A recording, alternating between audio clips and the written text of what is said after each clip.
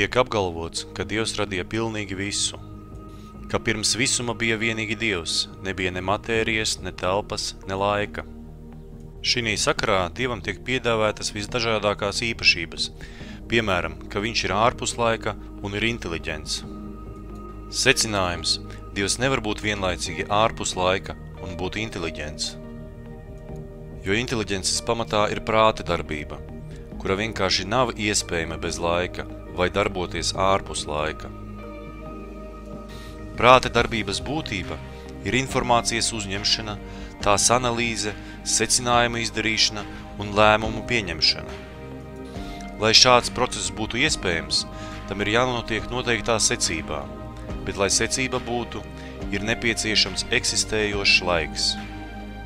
Bet, ja laiks vēl nav radīts, tad tāds process ir neiespējams. Dievs nevar būt vienlaicīgi ārpus laika un inteliģents. Tādējādi bez eksistējoša laika nav iespējama jebkādu lēmumu izveide, tanī skaitā arī lēmuma visuma radīšanai. Bet, ja Dievs nav noformulējams kā inteliģenta būtne, tad vārds Dievs zaudē savu tradicionālo skaidrojumu un var tikt uzskatīts vienīgi par neinteliģentu visuma cēloni un kļūst līdzīgs tikpat abstraktiem jēdzieniem kā metavisums vai nemateriāla enerģija.